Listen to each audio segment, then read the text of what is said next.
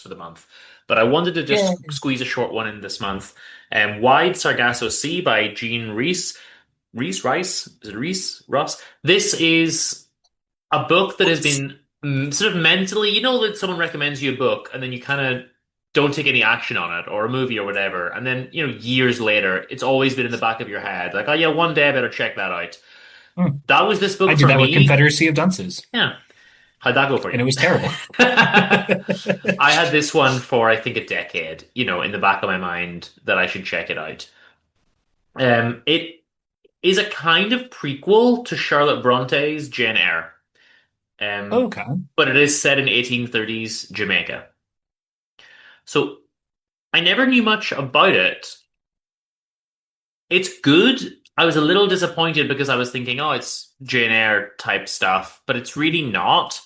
It's definitely not written anything like that. Like it is written a bit more like a modern book. Don't be going in expecting Brontes or expecting your, Victorian style or anything like that. Because then the first part sort of disappointed me a little while I came to grips with that.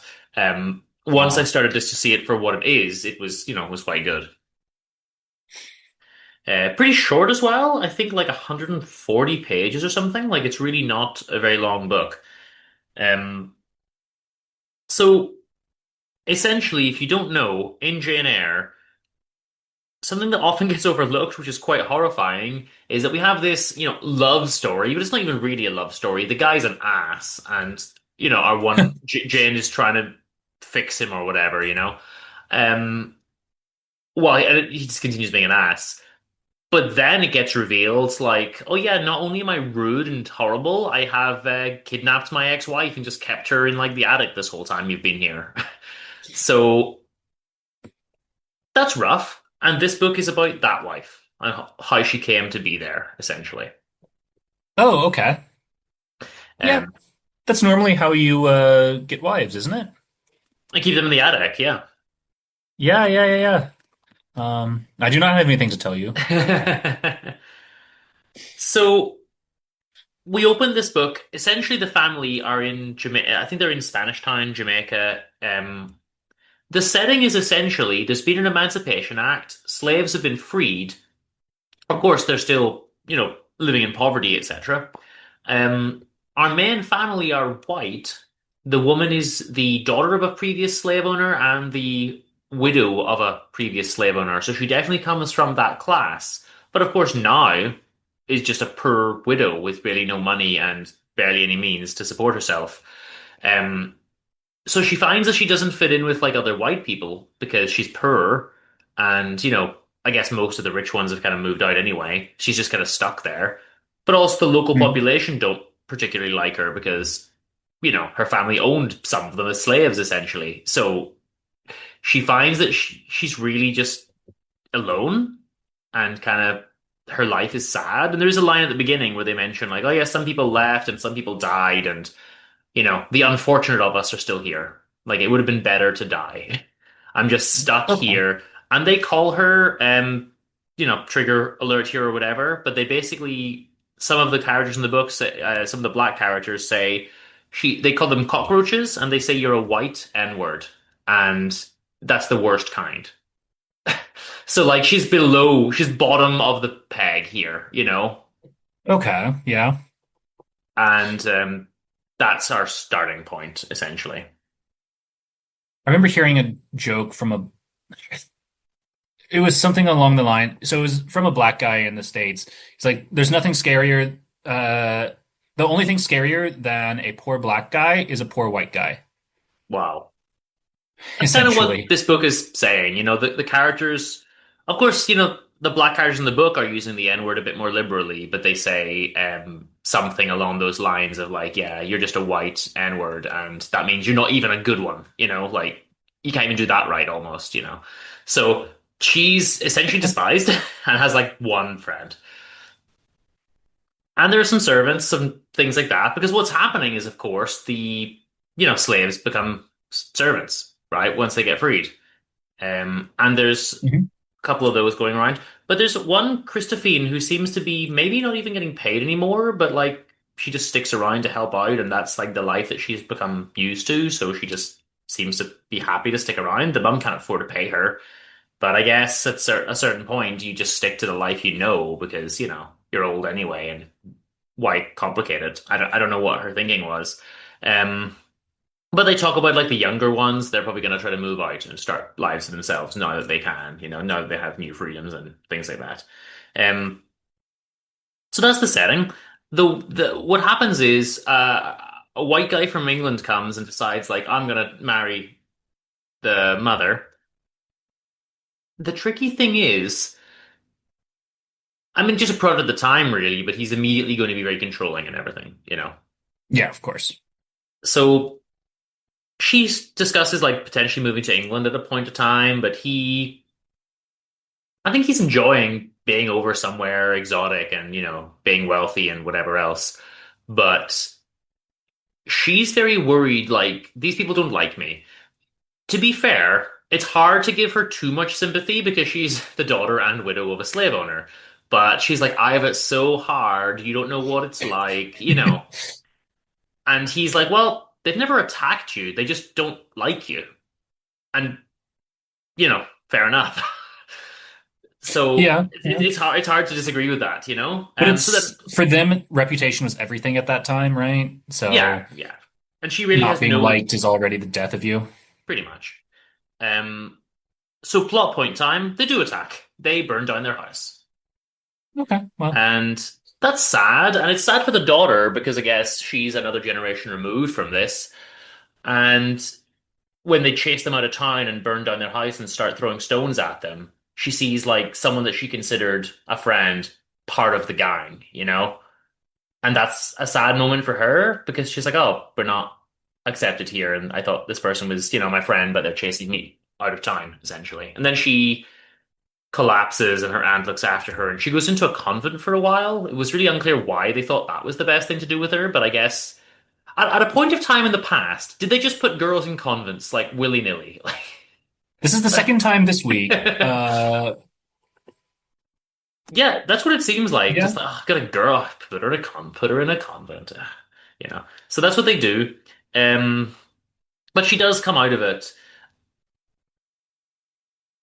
She's gonna marry this guy, but here's the thing: they think that she's crazy, and there's these rumors about her being crazy. And at one point, she tries to do like get one of the old locals to do some voodoo type stuff, and it's unclear whether the woman is humoring her or really believes in it. But they do that to make her husband sleep with her one last time because he's already not talking to her or like he's gone off her and this type of stuff. Hmm. So essentially, that's the book is in two parts. Like part one, they get chased away, and then part two, we see some scenes now from the husband's perspective. He feels like he's been sold like bad goods, essentially. He's like, well, I came here to get a wife, and now I got this crazy woman. But at this point, it's really unclear that she's crazy. Like, I'm not seeing that. Um, it builds up a little bit later when he stops like letting her roam around and kind of keeps her inside, and then she starts to dislike him and like maybe she goes a bit crazy, but is that because she's essentially a prisoner? Like I wasn't necessarily seeing a mental health issue at this point. Um it does come later, but again, I wonder if he can be They start saying all this stuff about how it runs in her family and whatever else. And there's another guy that's some kind of relative of their family that says, she's not even really part of the family and I am. And there's a bit of a conspiracy and it doesn't really matter. The key point is she eventually moves to England and they decide that she is crazy. So they basically give her a carer and keep her locked up. And the carer, complains at one point and says, like, what on earth have you made me do? So they just throw more money at it. They're like, we'll double your pay. Problem solved. Ethical Oh, problems okay, yeah. have ethical problems go away when you throw money at them. That is what we've learned from the world. Yep. Yep. So, We've and seen that so much. yeah, Yeah. she did have a brother. I think she was worried he died in the fire and everything, but he doesn't. But what is very sad, the only possible recourse she has, because she's been taken to England by a man and just locked in a room, essentially. And there's no way anyone's gonna, what is she supposed to do? Her brother comes once to visit and she doesn't remember, or they says she doesn't remember, and it's unclear if maybe she has gone crazy by this point. And apparently, when the brother came, she acted so crazy that she drove him away, and he will never come back. So, like, the one person who maybe could have tried to help her is She drove disgusted. off. She drives him away. He's disgusted by her crazy behavior, and he's like, "Well, fair enough. Let her stay in this room then."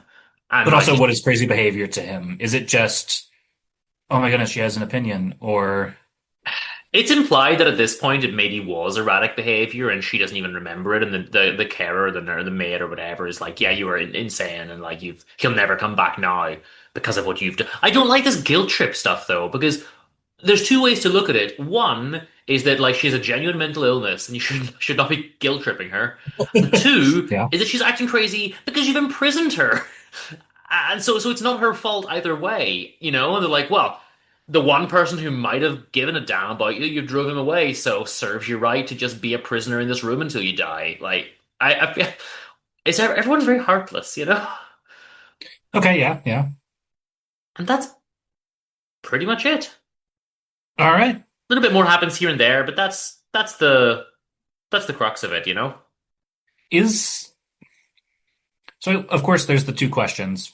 First off, does it get a yeah, yeah, yeah? I think it does, but not like a particularly strong one, but it was good for what it was, so I will give it a yeah, yeah, yeah, I think. Okay. Yeah. Then, along those lines, did you ever think, so you read Jane Eyre, right? Yeah, Did you want to know more about this person?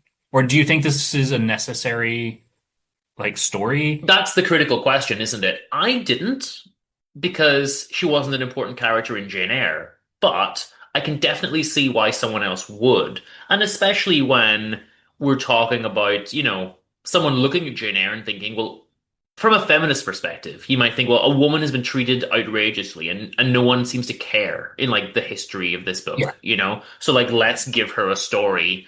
And I can definitely see why someone would want to do that.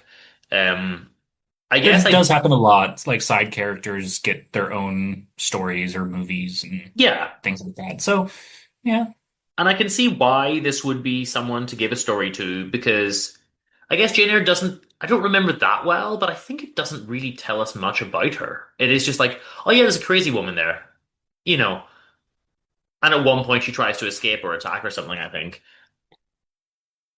And there's no sympathy given to her or anything. So yeah, I think you could say that this was necessary. Like at some point, someone had to talk about it and write about it, maybe. And it's a pretty short treatment, as I say. It's just 140 pages. It is not what I expected, in that you could read this without even knowing that it links to Jane Eyre, in a sense. You know, it doesn't really. You wouldn't have had to read Jane Eyre or anything like that. Like you can just read this on its own. The fact that the woman at the end of this book is crazy also pops up in like the last couple chapters of Jane Eyre is almost irrelevant in a sense, you know.